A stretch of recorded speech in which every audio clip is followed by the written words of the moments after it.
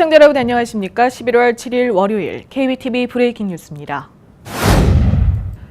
뉴욕시의 지하철에 변화가 있어 지하철을 이용하는 시민들은 이 소식 알아두셔야겠습니다. 지난 2010년 이후 운행이 중단됐던 뉴욕 지하철 W 트레인이 오늘부터 다시 운행됩니다.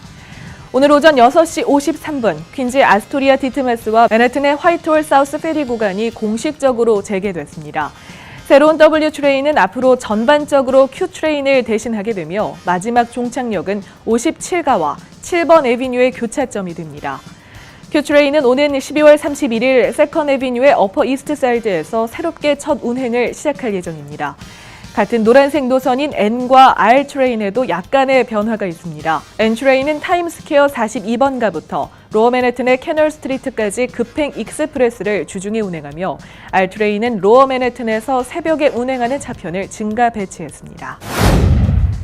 브롱스에서 한 경관이 총격전을 벌이다 사망하는 일이 있었습니다. 지난 금요일 오후 3시경 브롱스의 반 네스트 섹션의 브롱스 리버 애비뉴에서 신고 전화가 걸려왔습니다. 마누엘 로잘레스가 별거 중인 29살 아내와 3살 아들이 있는 집에서 실랑이를 벌이고 있다는 신고였습니다. 이에 경찰이 출동하자 로잘레스는 자신의 차로 도주했고 경찰이 로잘레스를 쫓는 과정에서 몇 번의 총격전이 일어났습니다. 총격전 끝에 로잘레스는 그 자리에서 사망했고 투오졸로 경관은 병원으로 옮겨졌지만 사망했습니다. 또 다른 경찰은 다리에 총을 맞아 인근 병원에서 치료를 받고 안정을 취하고 있습니다. 뉴욕시경은 다음 날인 토요일 추모식을 갖고 투오졸로 경관이 다른 가족을 지키려다 자신의 삶을 잃었다며 애도를 표했습니다. 뉴저지 러커스 대학교 경영대학에서 칼부림 사건이 발생했습니다. 지난 금요일 오후 2시 반쯤 뉴저지 주립대학인 러커스 대학 경영대학 건물인 리빙스톤 캠퍼스에서 발생한 소란을 듣고 경찰이 출동했습니다. 경찰이 출동했을 때 교직원 1명과 학생 1명이 칼에 찔린 채 발견됐습니다. 주변 학생들은 사건이 발생한 시각 한 여성이 비명을 지르는 소리가 들렸다고 전했습니다. 사건 이후 대학 측은 긴급 알람 문자와 트위터 등을 학생들에게 보내 경영대학 건물인 리빙스톤 캠퍼스에서 대피할 것을 권고했습니다. 경찰은 아직 어떤 단서도 잡지 못했으며 수사에 착수했습니다. 어제 오후 한 남성이 브루클린에 위치한 한 성당에서 4,500달러가량의 금품을 훔쳐 달아내는 사건이 발생해 경찰이 조사에 나섰습니다. 성당 안에 설치되어 있던 감시 카메라에 찍힌 용의자는 4,500달러 상당의 카톨릭 유물 등을 훔치고 현금 30달러를 훔쳐 도주했습니다.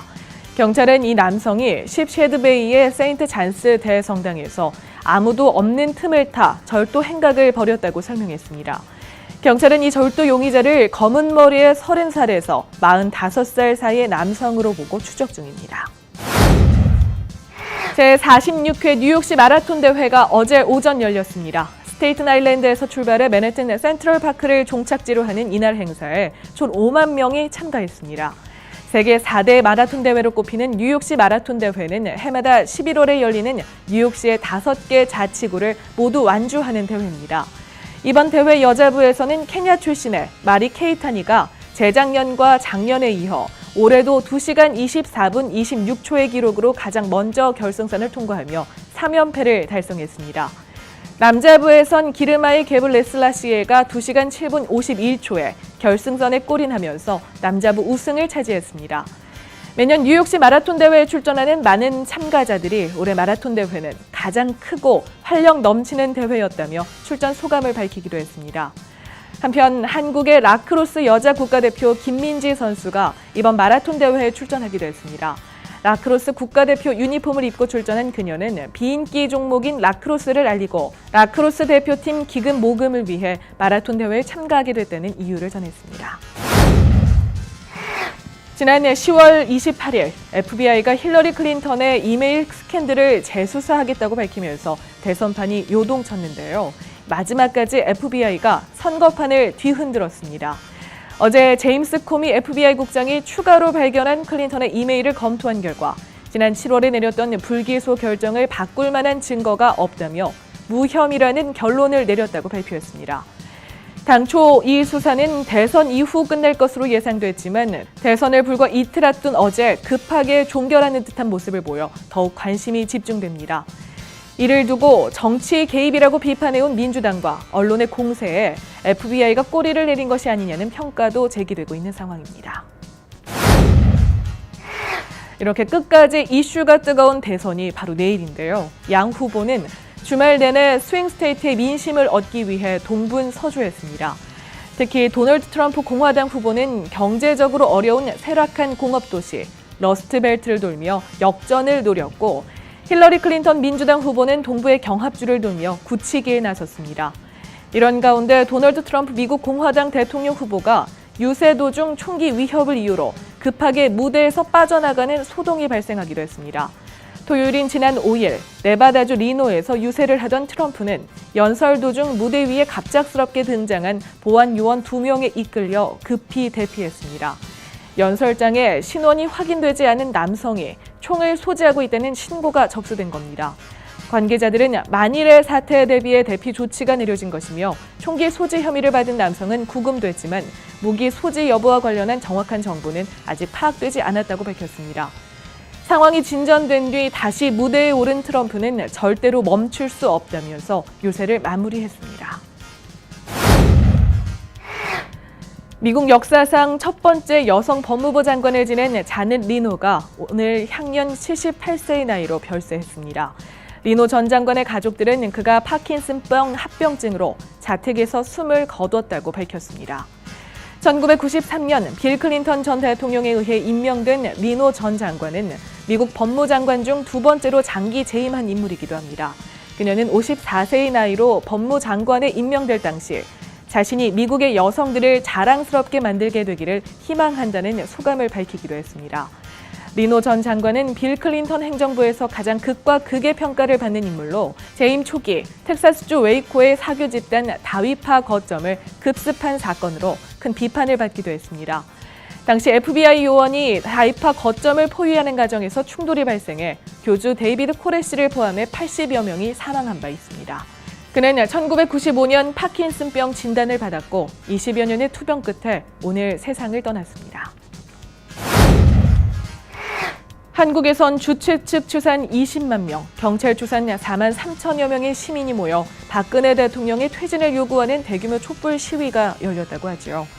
뉴욕타임스와 로이터 통신, AP 등 미국의 매체들도 이에 주목했습니다. 로이터 통신은 이번 시위가 2008년 광우병 파동 이후 가장 큰 규모의 시위였다고 보도했고, 뉴욕타임스는 국민들이 분노하는 이유에 대해 다뤘습니다. 이런 가운데 금요일부터 주말 동안 뉴욕과 워싱턴 DC 등 한인들이 거주하는 미국 내 지역에서도 여러 시위가 열렸습니다. 맨해튼 코리아타운에는 뉴욕과 뉴저지, 커네티컷 등지에 거주하는 한인들이 모여 목소리를 높였고 5일에는 워싱턴 DC에서 시위가 열렸습니다.